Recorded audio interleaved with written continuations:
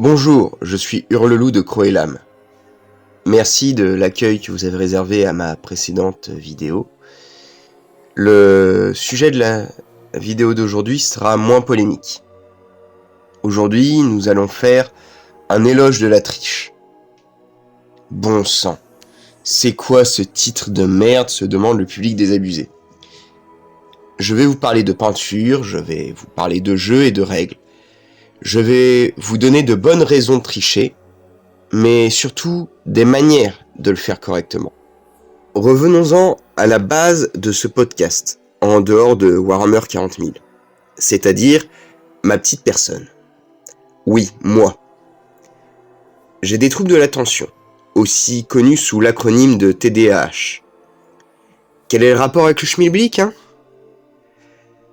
C'est le rapport au temps long, à la capacité ou la non-capacité à aller au bout d'un projet. Des projets, j'en ai des tonnes, plus ou moins réalisables. C'est un peu la base de ce handicap. La capacité de tous les mener au terme, c'est là qu'on arrive au fait que ce soit un handicap en fait. Peindre une figurine, une unité, une armée, des décors, une table, tout ça, ça prend un temps fou. Et plus le temps passe, plus la possibilité de se démobiliser de son projet peut avoir tendance à nous mettre des bâtons dans les roues. Ça arrive aux personnes neurotypiques, bien sûr, mais vous n'imaginez pas les proportions que ça prend chez une personne avec un TDAH. Si vous n'en avez pas un, ou si vous n'avez pas l'empathie nécessaire pour comprendre ceux qui pourraient être dans votre entourage. Et il y en a. On parle d'environ 10% des naissances tout de même. C'est là que la tricherie entre en jeu. Dans cette course entre notre désir, notre volonté et notre tendance à se démobiliser, il faut tricher en premier lieu avec soi-même. Mais comment ? Premièrement, savoir renoncer. Oui, pour mener certains projets à leur terme, il faut savoir renoncer à d'autres. Oui, si je construis cette armée, je n'aurai pas les moyens en termes de temps et de motivation, si ce n'est d'argent, mais c'est un autre problème, pour construire une autre armée en parallèle.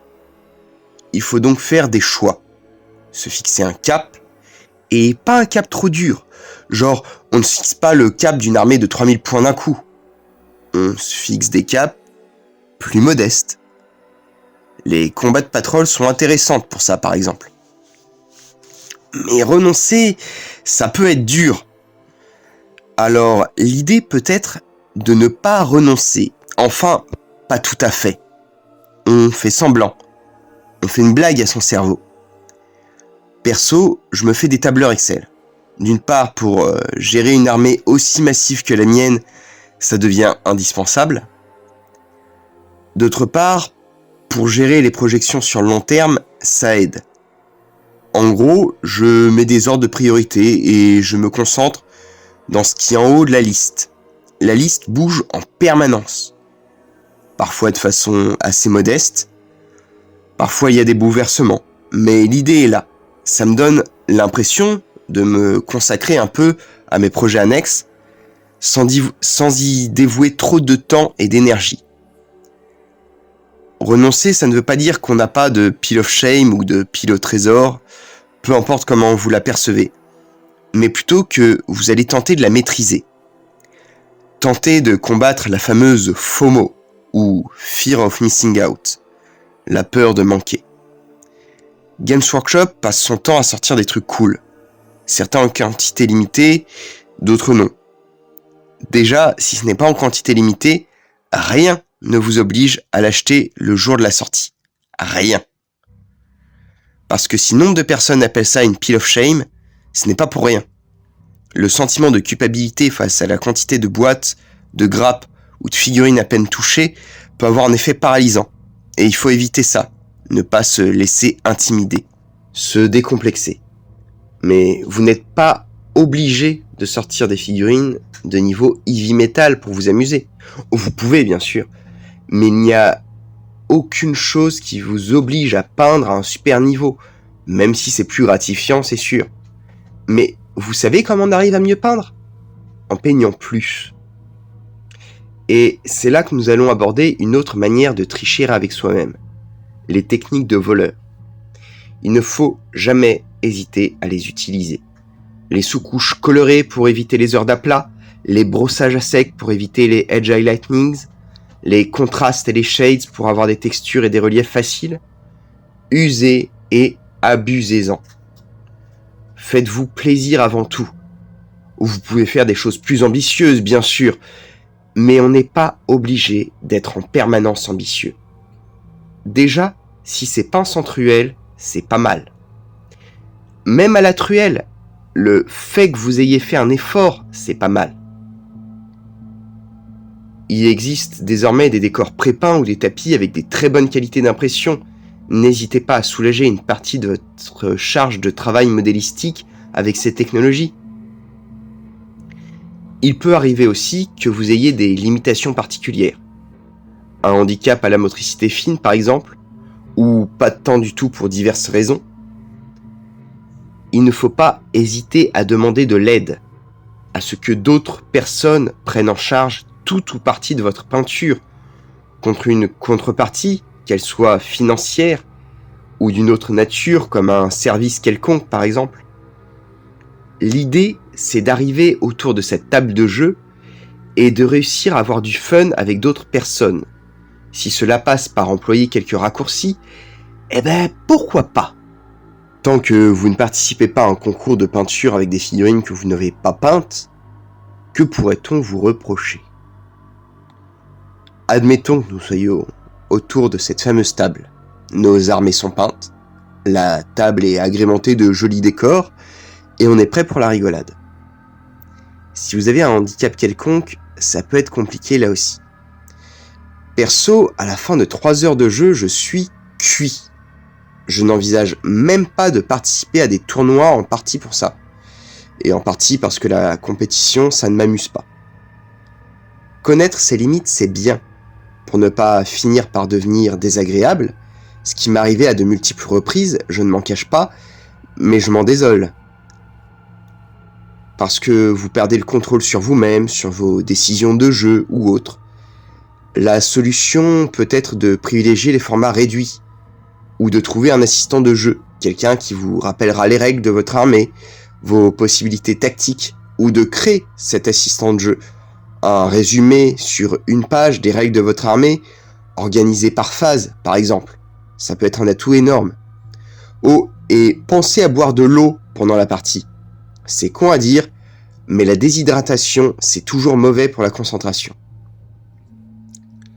Une autre astuce que j'ai déployée pour m'aider, c'est la couleur de la tranche de mes socles, dans la vieille teinte gris Space Wolves. Cela permet de mieux faire sortir les figurines sur la table et d'éviter les échecs critiques du type les scouts oubliés dans un coin de la table parce que trop bien camouflés.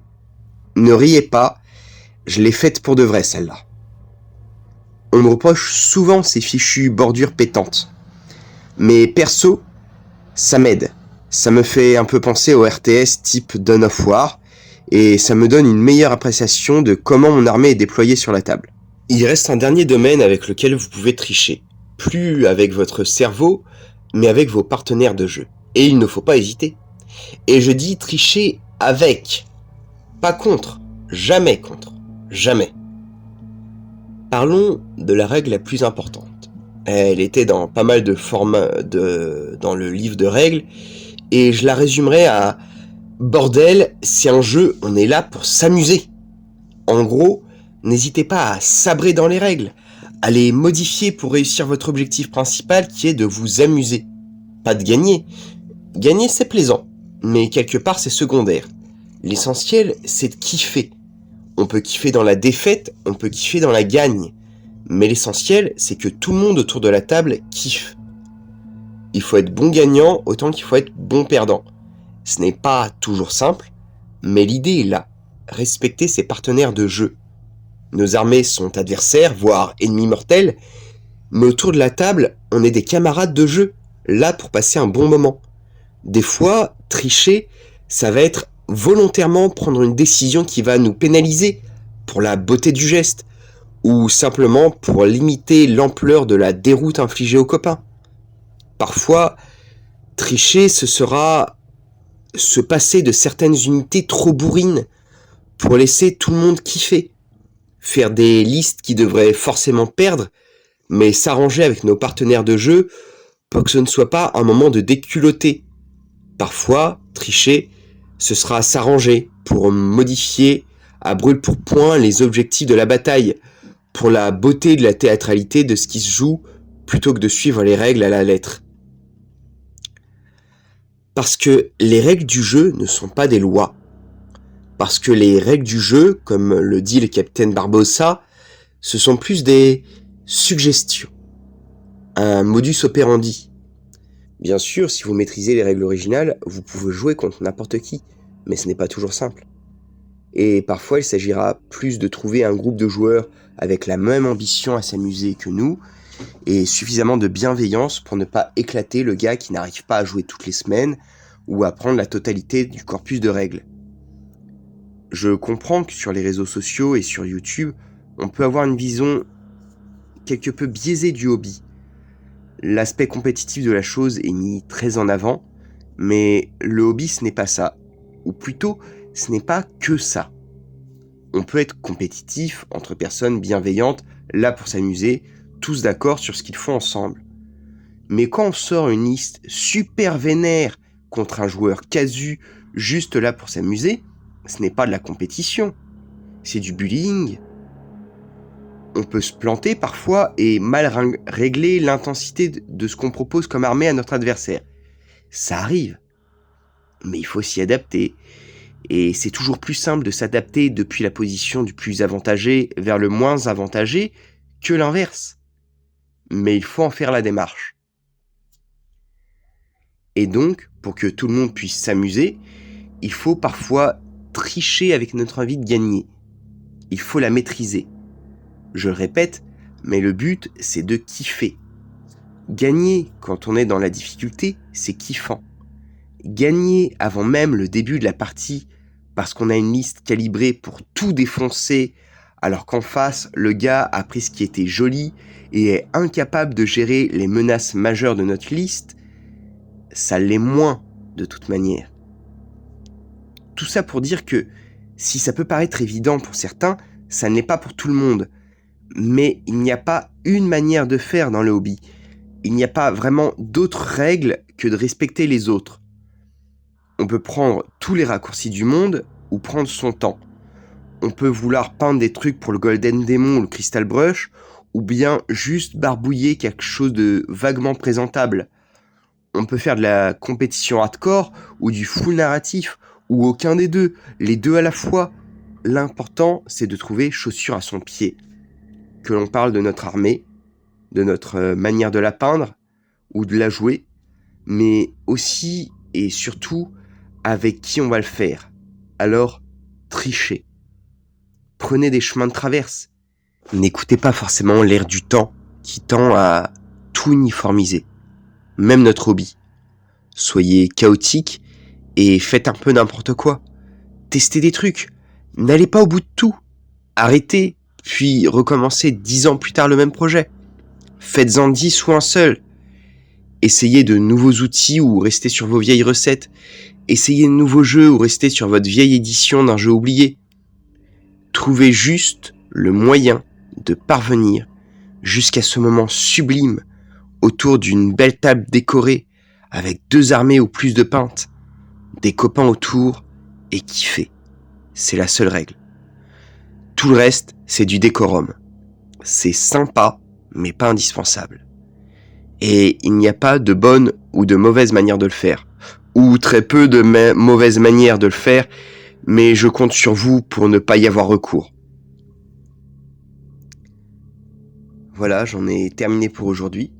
Vous pouvez me suivre sur mes autres réseaux sociaux qui sont en description. N'hésitez pas à liker, partager la vidéo, à la commenter. J'aime toujours vous lire en commentaire et pouvoir vous répondre. Sur ce, passez une bonne journée, reprenez le cours de vos vies et surtout, amusez-vous bien.